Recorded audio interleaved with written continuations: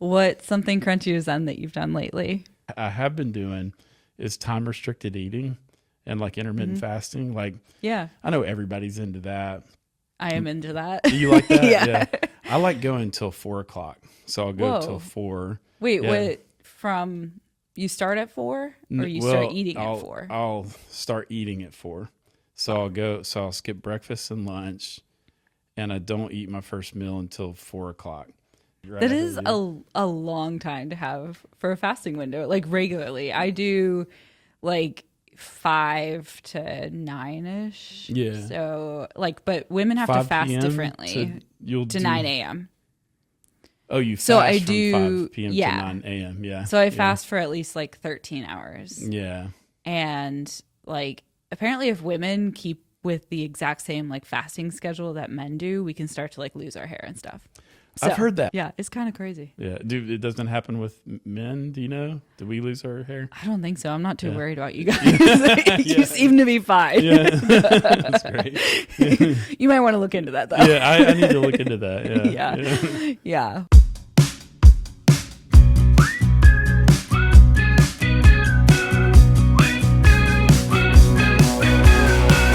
Well, welcome to My Crunchy Zen Era. This is a weekly podcast filled with a little fun, a little humor, and a whole lot of curiosity. I'm your host, Nicole Swisher, and this week, my guest is Stuart Cooper. Glad to be Welcome. I'm glad that you're Thank here. you. Yeah. I was trying to think about how we met, and Yeah. it was at some very random networking event, and I think it was for your friend with the app that we were Yeah. talking about. I was with him tonight. Yeah. Dave Yeah. Castro. He has the Icebreaker app. And was it Next Mile with Ginger Jones? Maybe. I think I got an invite for that today, so I think you? that's what it was. Yeah. Okay. don't know. I feel like it was last winter. Yeah, it was definitely dark. winter. Yeah, Yeah. yeah. So, and then I feel like we bonded over stand-up comedy. My twin brother. So yeah, my twin brother. I had just done like on a whim. I had just gone and on a date with my wife. I said I just want to go do stand-up comedy. And she said, "Why? I would never do that." And I was like, "I just want to do it." And I tried it. Yeah. And so I think it was within weeks of that I met you, and you were talking to my twin brother, Craig. And so he immediately connects us, and he went over and grabbed me and grabbed you and said, "You guys should talk." And so we bonded over comedy. And after your stand-up experience, have you done it since? No, Okay. no. I got busy with some other stuff too. Yeah. Yes, we will definitely talk about what I think you're alluding to. Yeah. If you could relive any memory, what would it be and why? With my wife, I saw some of these questions you were going to ask, and I love how all of them are great.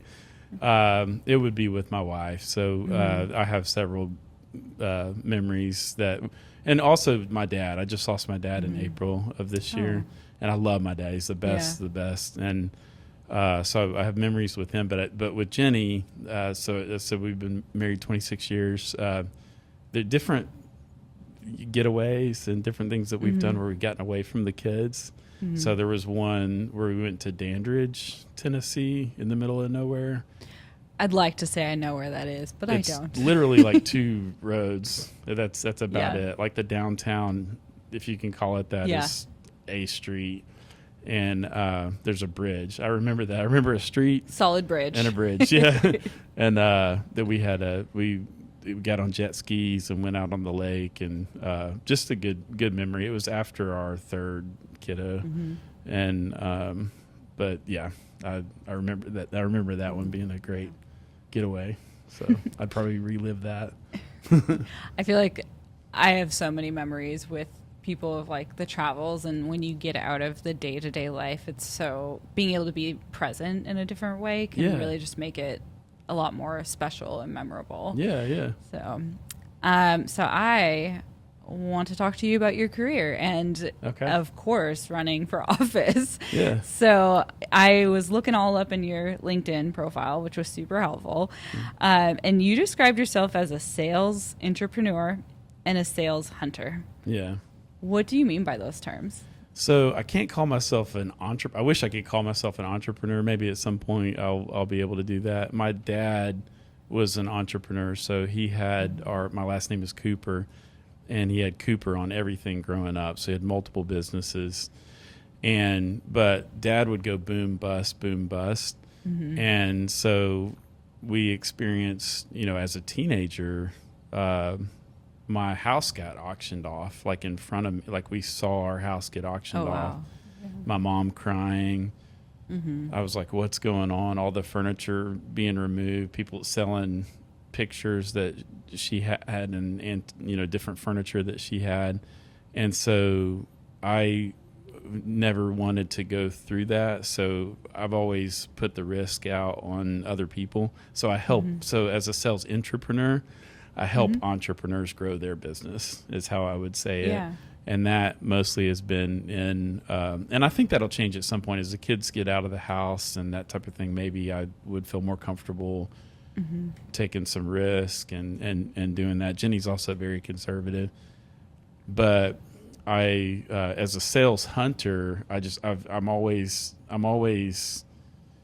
asked to grow businesses. So, and it's been in different, spheres like healthcare, pharmaceutical, biotech, finance, recruiting and staffing, and technology. And then I stumble into M&A type stuff. So I've had like multiple conversations about, well, we should just buy your business. And then I set that up and we end up buying the whole company. And that's happened 3 times. I've had seven different times at bat for that. And 3 of them have worked out. And that's kind of cool because you end up growing the company rapidly. Yeah. Through a strategic acquisition. And so that's how I would define that. How many jobs have you had? Oh my goodness. I was going to ask, even though I didn't tell you. Oh, because we talked about that, right? That one night. Because you had done part of your stand-up. Oh my goodness. That's right. Yeah. So that's part of why I wanted to just go make fun of myself, like at the stand-up, and mostly my career. And then what it's like to be an identical twin too, which has been crazy and fun. But yeah, I want to say 22. Like it's probably more than that. It might be 26. It's a lot. So if anybody's listening, like whoever's listening, I'm not. It's wild. I wouldn't put myself as a job hopper or anything like that. I'm an 8-wing 7 on the Enneagram or Myers-Briggs on the Enneagram. Yeah. So control is something I like to have. And so if I feel threatened, like at a company, I do not ever want to be on the street. So I always have backup plans. I was talking to somebody about this today. I literally have an app, or not an app, but the notes section on my phone. Yeah. Where I have multiple backup plans. So if I have, so the role that I'm in right now came about because I had one coffee meeting out of the blue, by the way, completely out of the blue. My boss says, hey, can we go grab coffee? And so we go grab coffee and we were hanging out for 2 hours. It's very cordial. But then at the very end, he paid for the, tab. And he said, hey, I want to give you heads up on something. I had been there for 22 months, I think at the time. And I had set up I set up a company acquisition, or I initiated it. Other people I know on that one started to as well. But anyway, he just said, hey, this one partner's looking at numbers and your name has come up a couple of times. Maybe we should start meeting and trying to figure out an action plan. It felt like a what do you call it? A PIP, a performance improvement plan, might be coming toward me. And I just don't, I'm too old for that. Like, I don't know. I literally called the guy I'm working for right now. So I got in the car and I called Ken Wagner and he said, Stuart, what's going on? I was like, what's going on is I might need to come work for you. And he said, why? What happened? I thought you were happy. And I explained it. And he said, oh, yeah, we'll come over. And then I told him, I said, hey, don't be surprised if I come over there and initiate an acquisition because that's what I do in my spare time. Sometimes that happens. Yeah. And it happened, so I came over and then and so he's been great and has given me a lot of autonomy. And he let me do the congressional run and that was awesome. And so I feel like it's checking boxes for me, but yeah, I've had multiple, five different industries. Tech has been the hardest. Tech has been hard because there is no job security in technology if you're in sales. Yeah. 80% of sellers don't hit their number. Like in sales is quota, your quota. Only 20% of sellers in technology actually hit their quota. So something's wrong with the entire industry when only 20% hit their quota. And so you have 80% that are looking over their shoulder, wondering if they're going to get axed. Companies like Microsoft and some of the very, very large companies they'll just every year, they'll just cut, 10,000 people or something like that. Gosh. It's crazy.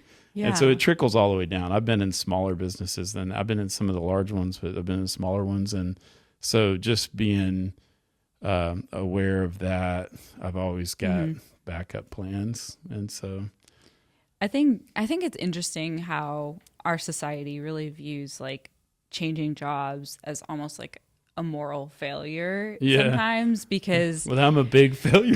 I mean, I am too. If that's the case, yeah. I've had plenty of jobs. I think I've been at 5 law firms, 6, and especially in the legal industry, it's like, ooh, that probably sounds like it for your industry. That maybe that's a lot. Yeah. But for me, I had very like solid reasons why I made the moves, and some that I won't ever share publicly because I shouldn't due to like an NDA. Yeah. So it's like people would want to know. You could say now. I'll just tell everybody. Yeah. You tell, it's a great context for you to no break one your will NDA. Listen. Yeah.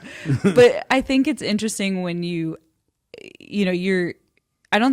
I think there are job hoppers who are just like, I just want the next new thing I can get lured over. But for some people, I think yourself, myself, it's like we have a story that like makes sense, that was thought through. And sometimes, just judging by like what's on paper, people might look at you sideways. Yeah, but I've had those. Yeah. I think that knowing when to quit and move on is also a skill. And I think it's 100%. like staying in a bad relationship that is like toxic or something. Like, why is there a moral high ground to that 100%, versus 1000%. Leaving and knowing yourself? And so this is my soapbox. I completely agree with you. I've only had, I will say, I can't remember the number, if it's 25 or whatever.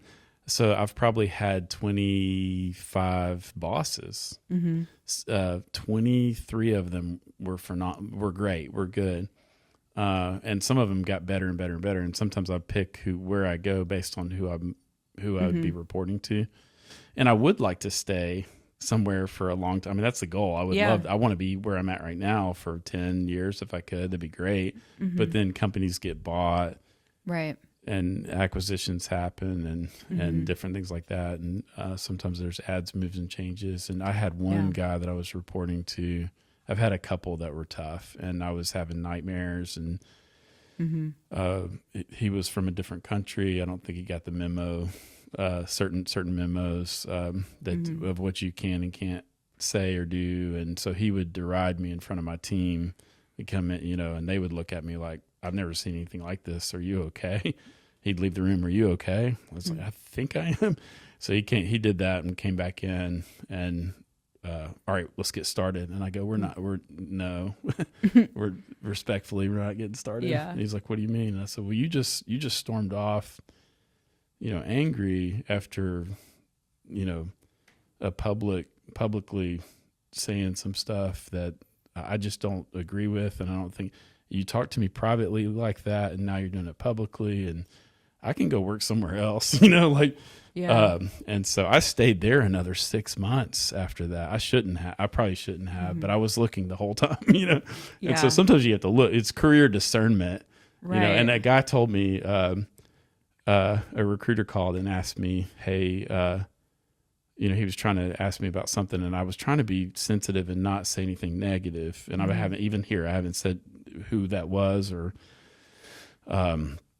And he said, "Hey, I'm an advocate for you. You need to speak openly." And so I told him, this happens, that happens, this happens, that happens. And then he said to me, well, you need to get out or get a therapist, and do it quickly. And so that was helpful. I've had a recruiter say that to me. It's very validating. Yeah, 100%. But yeah, I mean, there's just some things, like I had one company I worked for where I found out they were struggling and that they were probably going to be acquired or break up or like dissolve. And it was like, I was planning on staying here longer if I could, but you know, you just don't see life coming. And I feel like just rolling with it a little bit and being able to get into a new place and like get your feet under you. I've always tried to bring with me of like some of the negative experiences as I've gotten senior, being like, I'm not going to do that. Yeah. I'm going to make sure that the people who are junior to me are having a better experience than I did. Yeah, absolutely. I just think it's important. Yeah, that's good. So. Yeah. So, okay, you have an MBA. Yep. Yeah. Do you think that was worth it? I do. Yes. Yeah, I do. So my undergrad was in speech communications, and I was there in 95 at UT, at University of Tennessee in Knoxville. The year we won the national championship is when I graduated, 98. It was a great time to be there. I had one class. It was a speech communication class, and there were 12 people in it. And they said, we're going to teach you to say what you need to say what you're going to say it, say what you said, sit down, or something like that. And then there's also going to be interpersonal and all kinds of personality tests and dealing with people. And actually, there's probably some business majors in here that you'll probably get more out of this than you would out of business. And you could drop business and make this your major. And at the time, Peyton Manning was in that major. There were only 100 of us in it. And so I looked at my twin brother because he was in there with me, and we both said, yeah, let's do that. So we dropped that and did it. But I didn't pick up any of the business knowledge. And so when I was 30, so I worked for my dad for a while, and I kept telling Dad, Dad, I'd love to do an MBA. And he said, well, everything you can learn from those guys, you can just learn from me. And a lot of it, he was right. And but I ended up leaving the family company. He had a medical issue at the time that caused us to all leave, except for my older brother, Tyson. And so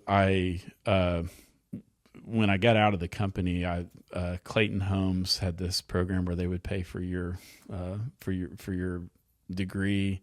And I asked them, hey, could you pay for this? If I had just started working there, and they had some where I had to stay there for a certain amount of time or whatever. I'm always curious about the MBA because I've heard some people describe it as like expensive networking. Other people really learn a lot. I've wanted to get my MBA for like 10 years. Oh, but do it, yeah. But I'm always like, that's a lot of work after already getting a JD. Yeah, you don't need to do it. Yeah. See, yeah, I like saying do it, don't do it, all within. It was less than a minute. Yeah. But yeah, I've just been like very curious because some people are like, so I was an English major. So half the time in M&A, I'm just like, what's happening? Like I mean, I know better. M&A? Yeah, when I do like M&A deals. Because that's what you do. That's what I do. I was sitting there talking to you about that. You ink the deals. Yes, I do. Oh, cool. Yeah. So I learned. I knew that. Yeah. Yeah, I learned like the financial side of business just from having to do due diligence. Yeah. And the number of times I've taken an accounting for lawyers CLE, and I'm still just like, I don't know. Great. I'm like, I can tell when there's money going places there shouldn't be, and that's kind of it. You probably don't need.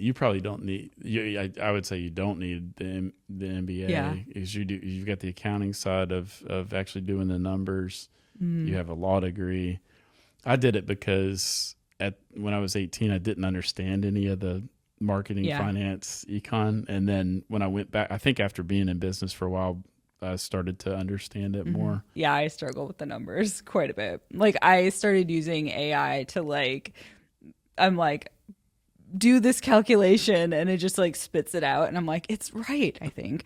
No, the partner like double checked it, don't worry. But I was like, okay, I see why AI is helpful. Yeah. I don't have to math anymore. Yeah. But yeah, so you've been in actually, before I move on, so you had to choose your major at 18. Yeah, I don't know if I had to, but I Or you did. just- Yeah. That's so young. Yeah.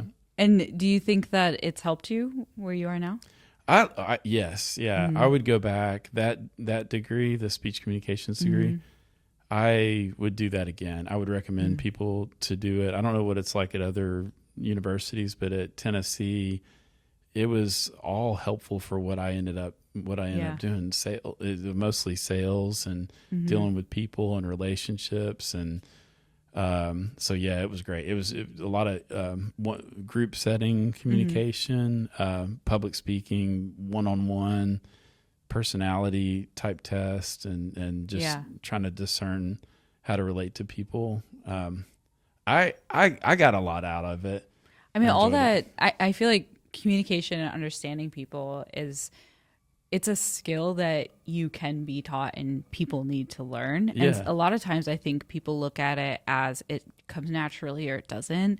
And I've been many situations where people just be like, well, that's just how they are. Yeah. I'm like, I mean, they don't have to be like that though. Right, like right. they could learn to not be that way. Yeah. So I feel like knowing what you've done this year, I assume it's come in handy with like running for Congress. Yes. Yeah, absolutely. Yeah. My twin brother, it was interesting because my twin brother got into pastoral ministry, and he immediately for 20 years put together the aspect of, writing a 45-minute speech basically and delivering it every week to, 1,500 people or however many people were in the room. And I didn't do that part of it. It dawned on me later that a lot of my sales career was 80% of what they taught in the speech communication class was all about the group setting type communication and one-on-one. And I couldn't even remember all of it right now, but probably only 20% was stand up and speak. And so, but I've used both, all throughout, and definitely on the congressional run.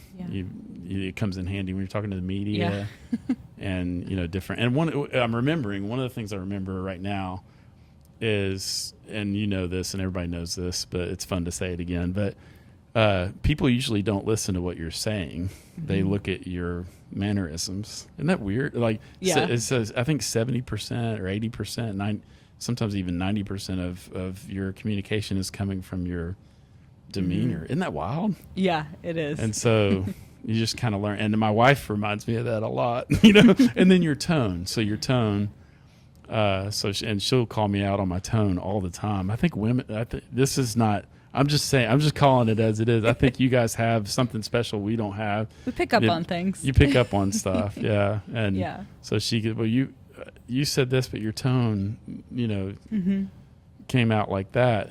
I think she said that yesterday morning. And then she said something back to me, and I said, well, your tone, like I could tell, you're upset, and we just go back and good. forth. So. I want you to know that. Yeah, that's right. Yeah.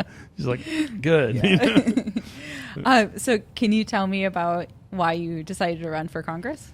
Yeah. So my freshman year at UT, we're talking about UT. So my freshman year at UT, I'm in my dorm room, and I was J609 in Hess Hall, which is the largest dorm on campus at the time, and it was co-ed.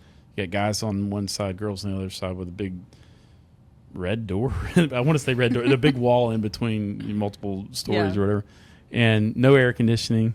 So people would always leave their windows open, and they'd leave their doors open so that the wind could pass from one side to the other and cool us all down. And so if you weren't an extrovert, when you moved there, you would do two things. One, you would go to Hodges Library, which is a walking distance, and you just get away from all of it. And the second thing is you'd either become one, or you would just loosen up around people. You would recognize that's how people are, and you'd get relaxed about it.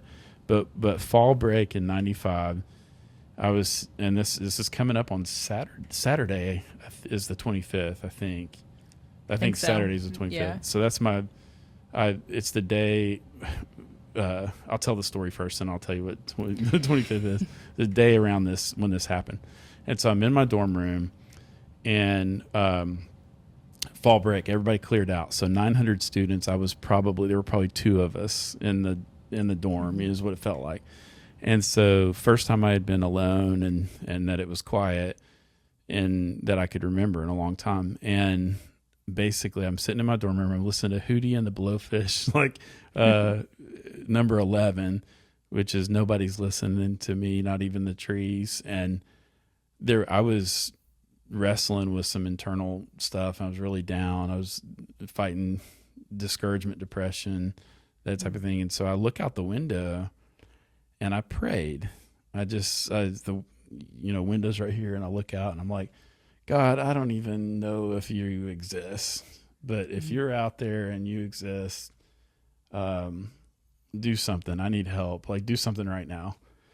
And because the song was Nobody's Listening to Me, Not Even the Trees. And so I just prayed. And right when I prayed that, I heard something slide under my door to my foot. And I thought it was a Papa John's flyer because the guys would go through and knock and throw. Yeah. College. Yeah. And so I'm like, oh, great. This is what I need. And I'm crying at the time and looking, and I pick it up, and it's an invite to a campus ministry. It says Victory in Life Through Jesus Christ. Reason to Believe. Come hear this message or something like that. And it had an invite of where the meeting would be. And I had just prayed, and so I picked that up and I did a double take, like, what? And so then I called Jenny, who was my friend at the time. We weren't even dating, and she became my wife. And so I just said, hey, I got this invite. I think I need to go to this meeting. And so would you come with me? It was, I think, for the next night. And then I called her and said, I just want to go by myself. So I go to this meeting and I hear the gospel. Like, I literally hear a very simple message, but it was communicated in a really winsome way by a guy that was from Nashville, a guy named Rice Brooks. And I just remember going, that guy's kind of cool. Like, he just had the Nashville look or whatever, and he was making, I was tracking with what he was saying. And then he basically shares the simple truth, God is holy, man is sinful. There's a separation between God and man that your good works can't bridge, and different religions nothing can bridge that. But Jesus was fully God and fully man, and he was born as from a virgin, sinless, and then as God man died on a cross, and on that cross received the punishment for your sins, and the wrath, like the wrath of God that you deserve, was poured onto Jesus. And if you believe that and turn from your sins, you'll become a Christian. And I was sitting in the room and I heard that, and I was like, well, that's good news. Like, I had been fighting, struggling with stuff that, I was thinking through, and sin and different things. And I was like, I believe that. And so I became a Christian that night, just literally while that guy was sharing that message. I believed it, and that's all it took. And so my life was totally changed. I was born again. And so at that moment, I had this desire to want to serve, also to serve. I was kind of like, I'd love to do what that guy is doing, which, so I thought, for a while, I thought I'd be a pastor. And then somebody introduced me to William Wilberforce. Do you know that guy? I know who that is. Yeah. Yeah. What do you know about him? Isn't he the one who wrote Amazing Grace?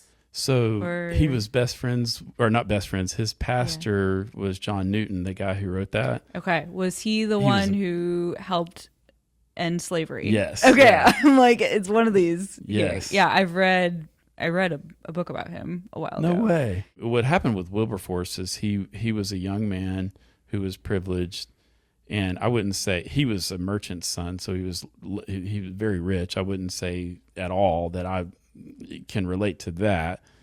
But when in his 20s, I think he ran for parliament and won. he just spent a bunch of money and won this seat, but then he became a Christian. So he was a partier and did a bunch of stuff. But while he's in Parliament, he became a Christian. So then he starts thinking, oh, I should be a pastor because I'm a Christian. He wants to quit. And John Newton, who wrote Amazing Grace, said, no, God put you there, like stay there, don't quit. And so he ended up, people then presented him problems, which was a lot of different ones. I think he had two main aims: the reformation of manners and to end slavery. And so anyway, I read that and I thought, oh, that's kind of cool that and he could quote Psalm 119 is this massive psalm, right? Like at the middle of the Bible. And it would probably take 20 minutes to quote it. It's very long, but he would quote that psalm as he walked to Parliament and back, because he used to walk. And so I read about him, I read about different people, and then I just started thinking about it. And then I had this internal desire when I was in my 20s, and I'm 48 now. So it's been 20 something years that I've had this desire.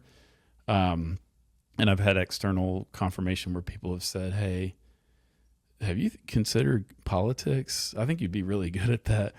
And I went to go get advice from a guy, a professor at UT during the MBA program. I called my wife and I said, Dr. Carcello, I'm getting with him, about to take him to lunch. Should I bring up politics? Because we're talking about career. And Jenny said, no, keep that close to the chest. Don't bring that up because it's 20 years from now, if it even happens. And I said, okay. So I sit down, and he's from New York, and said, Stu, tell me, what do you like about your current job? And he's like, and I'm like, well, I like, this, that. I start naming it. And he said, have you ever considered a career in politics? And I'm like, okay, and so different. And then I've had different things like that where, anyway, I'm thinking of something that I'm not going to share. And so what was the impetus this year to do it, given that it's been there for so long? Well, so in 2016, I was convinced by some people to run for school board. And so then another almost 10 years went by. I didn't win that, but the guy who won became a customer and a friend, and he's a neighbor. And so I got involved more in Williamson County at that time. And so somebody made me, there's a guy named Stephen Shaw, who was the chief of staff for the current congressman. That he was current a few months ago. He's resigned midterm. Gotcha. And so he made me his chairman for Williamson County. I said, what does that mean? And he said, well, if there's a couple hundred people that show up for a rally and Mark Green, Congressman Green, can't be there, you'll speak on his behalf. And I said, oh, it sounds like an honor. That's great. Never happened, but I got around the Green team, and I was, volunteered for them and that type of thing. And Mark Green resigned abruptly. When his term was up, I was getting ready to run, and mentally and other different ways. And it just happened very abruptly. And his campaign manager had been calling me Congressman Cooper for a year. And he would say, hey, are you ready? Are we ready for this? Are we doing this? And so I found out kind of quickly that they had picked another guy that they were going to support that had military experience. Okay. And so, but I said, I'm still going to stay in it. I'm just going to, and I'm glad I did it. So historically, I think 6,000 people have, this is just me consoling myself, on your podcast, I hope that's okay. Hey, you got a mic, go for it. Thanks, so I got this from Chat GPT, but I said, help me understand what it's helpful. Yeah. I was like, what just happened in my life statistically? And so, I think Mount Everest. So 6,000 people have climbed Mount Everest since 1950, since they started recording the history of it. And so only 25,000, somewhere between 25 and 30,000 people have had their name on the ballot for United States Congress in the 250-year history. And so according to ChatGPT, it's a lot more rare to run for Congress than climb Mount Everest, which is interesting. So then I said, well, how rare? And it was like, you're 3 times as many people have been struck by lightning in recorded history or something like that. And so I take solace in that. I want to do hard things. And it was helpful for the kids. My daughter was very encouraging to me. And the boys have been encouraged. I've got a girl and 3 boys, and they were all very encouraging. Jenny was very encouraging, and my pastors and friends were encouraging with it. So I take solace in that. How much time did you have to invest in that? Because you were working full time. Yeah. So this is like a side gig. Yeah. So normally, if you're going to run for U.S. Congress, it's normally going to be an 18-month endeavor, and it's going to cost $3 million for Congress. For really? Yeah, to run for a congressional seat. Now, so like some of the Senate seats that will go up to $30 million. Well, that's why I was like Senate, but I mean, Congress, running every 2 years and having to raise that money. Yeah, and it will for an open seat. And so. But yeah, then the coffers it's crazy. I've learned a lot. But once you're the incumbent, it's not. I mean, we all know it's not as hard to get reelected. 100%. So it's just kind of interesting. The guy who won will have. I told him the other day because we did a bury the hatchet meeting, and I said, "You've got this locked down for as long as you want. I mean, 16 years if you want it." Yeah. And Marsha Blackburn was in that seat for a long time. Most people, if they're serving well and it's going well, it's a 85 to 90% win rate for an incumbent. Yeah. And so if you challenge an incumbent, it's not statistically, it's an uphill battle to challenge an incumbent. Yeah. And so that's why you have to wait for open seats. And so hence the 10, I had 10 years of sort of waiting. It's all timing. It's an interesting thing I've learned. But this one didn't take, that's one of the reasons I did it too, is it sounds funny because, it was 5 months. Like it was 5 months, start to finish. This whole thing was for me. Now, the person who won the election on October 7th will go to the general December 2nd. Okay. And he'll be in it longer, but I was only in it for 5 months. That's what I thought when I saw you post it. Whenever we had coffee, I knew you had an interest, but then I see you post it, and I was like, this timing, what is going on? Yeah, so now I understand. I was like, that is so fast. I had family members who called and said, I've got a cousin in Chicago, and she said, how did this come about? How in the world did this come about? And I'm like, well, it's been 20 something years in the making. The other thing about it, the average everyday person probably doesn't know that there's qualifications to even run. They look at your voting record, and really, at least who looks at it? There's committees and like on the party. Like a state executive committee, probably on either side. On the side of the aisle that I ran on, that I'm on. They definitely look at all of that, so they can tell every election I've ever gone to, if I voted early, if I didn't vote, and so then you have if you're going to run for Congress, you've got to have showed up at everything. I mean, you're voting all the time, and so I learned that when I ran for school board. Wow. Okay. And so I don't miss an election, because of that. So okay, that's. I'm just thinking through. I'm like. I will never get elected to anything. But I won't say why. No. But the other thing, but from a time standpoint, I had, just the invites started coming like crazy. And one of the most surreal things now, being out of it, is my phone doesn't ring, and I'm not getting pinged by different invites. So I would have 4 invites for one night, and we'd have to pick. You talk to your campaign manager, you pick one and decline 3. And it was crazy. I mean, it's definitely a 70-hour work week but work was great. I had just landed a big deal at work that is a recurring revenue type deal, and I just set up the acquisition. here, and so they've been very kind to me to let me have slack so that I could go do that, and I'm very grateful for that. What would you say is like the biggest takeaway from this experience? My family. I treasure time. Like right now, like I can see the sand in the glass just kind of going out really quickly.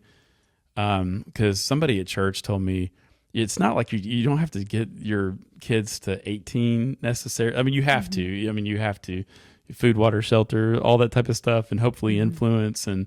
But at 16, you stop seeing them. And so now I guess I'm thick. It took me a while to understand. I'm glad I can focus on my family. So that's probably what I've learned. Yeah. Well, I think we could talk for another hour. I love this, by the way. Thank you. It's fun to. We'll have to do a part 2. I feel like. I would love that. That'd be great. Yeah.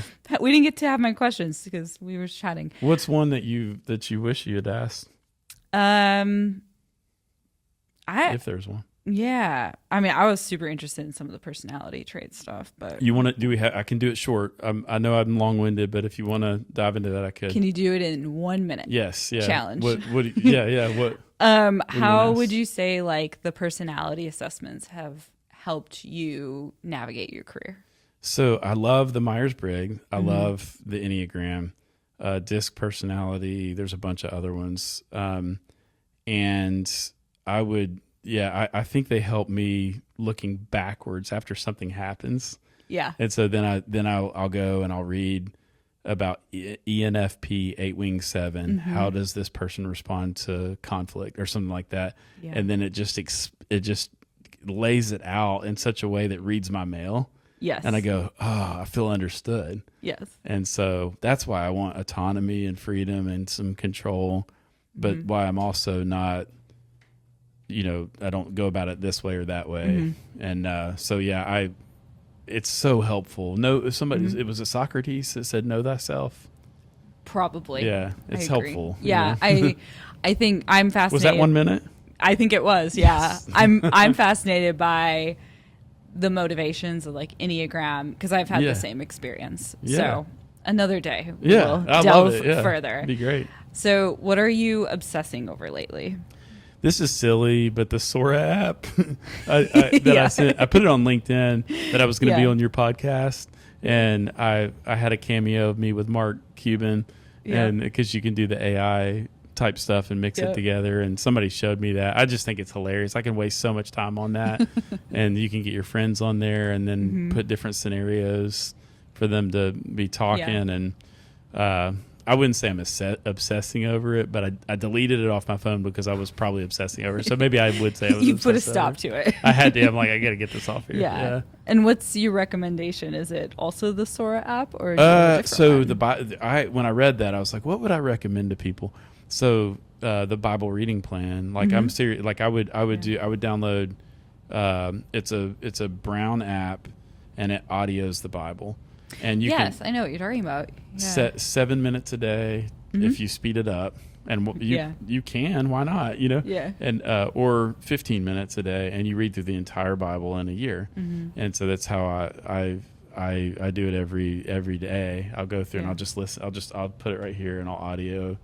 I'll sit down and I'll listen. So I don't read as much as listen. I just will audio it, and you can brush your teeth and do it. You can be in the car and do it. You can be on a walk and do it. It's habit stacking, right? Isn't that what it's called? I feel like you should say that with the Bible. A great book. No, it's a great book too. Yeah. I know the book and I read it. I don't remember it. Yeah, but it's not the 7 Habits of Highly Effective People, is it, or is that totally different? No, I have not read the book, so I just know the habit term. Stacking. Yeah, habit stacking. I know that. Yeah. My recommendation. Yeah. Is Rise Mushroom Coffee. I saw a video on this last week. It's really good. Really? I've been trying to get off of regular coffee. Yeah. But what has happened is I've just stacked them.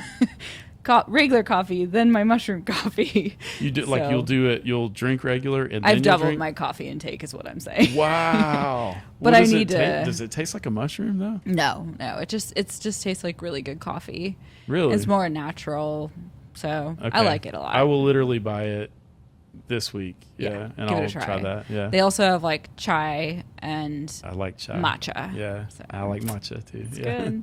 What are you looking forward to this week? My niece just had a baby. Oh, that's and exciting. So Berkeley, and I get to go to Chattanooga and visit my niece's baby, which is my grandniece. Grandniece. Yeah. Or grandnephew. Yeah. Grandnephew. Yeah. Oh, nephew. Okay. Boy. Yeah. Yeah. Got confused. Although I will say, I called Craig on the way here, and I'm like, I don't remember if Berkeley is a boy or a girl. Honestly, I called my brother. I wasn't 100% sure. I don't know. When you said yeah. it, So my grand something nibbling niece or nephew. Yeah. My brother just had his baby. Well, his wife had the baby on Saturday. Oh, right. Yeah. Liam John Swisher. So I'm super excited. I don't get to see him. It's a strong name. Yeah. John. My dad's name is John. So cool. I don't know where Liam came from, but I like it. Liam Neeson. Liam, maybe. We'll find out. It's strong. Yeah. I like it. Yeah. Well, I am looking forward to, on Saturday, I'm recording a podcast, not this podcast, different podcast with friends where we read a romance novel and discuss it. And it's so bad. I can't wait. Where can people find you? So I'm on, I never get on Facebook and Instagram. I have Facebook, Instagram, Twitter. If anybody joins, they'll be my 17th Twitter follower or whatever. Don't do it, but LinkedIn. I do everything on LinkedIn. And so it's linkedin.com/n/Stuart Cooper, STUART. Cooper like the tire, and then number 2. We'll make sure to link it for everybody. Yeah, that'd be great. Yeah. And LinkedIn, that's where most of my you can message me on LinkedIn. I'll respond. I like watch LinkedIn. Your video with Mark Cuban. Yeah, That'll and be this great. one, I'll post this one. Yeah, I know Sounds it'll go to YouTube, but well, thank you so much for being here. This was thank you. Awesome. Yeah, this was great. I enjoyed it. Yeah. Good. Well, thank you guys. Thank you so much for watching or listening. Please give us a follow and rate and review. The end. Thanks for listening to My Crunchy Zen Era. Please subscribe and leave a review wherever you listen to your podcasts. This podcast is produced by me, Nicole Swisher, and my good friends Summer Harkup and Liz Coulter. Editing is by Drew Harrison Media, and recording is done by Lagos Creative in Nashville, Tennessee. Thanks for hanging out. We'll be back next week.